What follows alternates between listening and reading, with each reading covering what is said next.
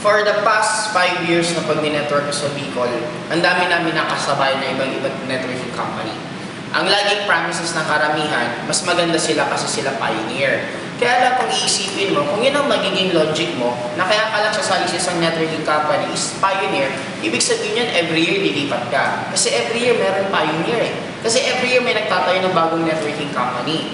Ang pioneer, kung sa totoo lang, siya ang pinakamahirap na stage. Bakit? Take note, 90% ng networking company on their first 1 year nagsasara. Bakit sila nagsasara? Ang dami nilang dadaanan. Ito mga question.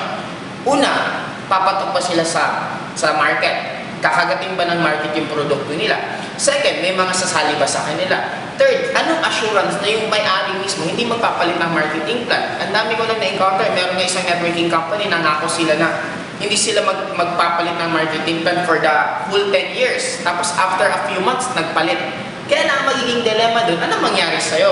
Kaya nga maganda ngayon sa In-Global kasi talagang matagal na siya. Sa 5 years hindi nagpalit, ang gagawin mo na lang, susundin mo lang yung sistema. Dito, the moment pioneer ka, ikaw gagawa ng sistema.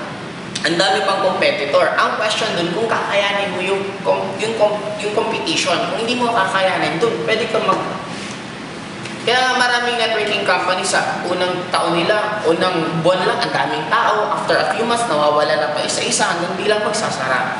Kaya kung ako sa'yo, doon ka na lang sa stable. Ang kaganda sa In-Global, may sistema na ganyan. Huwag mo lang isipin na ikaw na una kasi take note, kahit mauna ka, hindi mo na marirecruit lahat eh. Hindi naman the moment na una ka, pag nirecruit mo yung ibang tao, sasali na sa'yo kasi nauna. Hindi naman ganun ang networking eh. Kasi ang iba nag-join sa networking, it's not dahil sa pioneer, nag-join ang iba dahil sa product. Kaya kung maganda ang product mo, automatic may chance na pwede kang tumagal. Kaya lang, what if hindi mangyari yung ganun?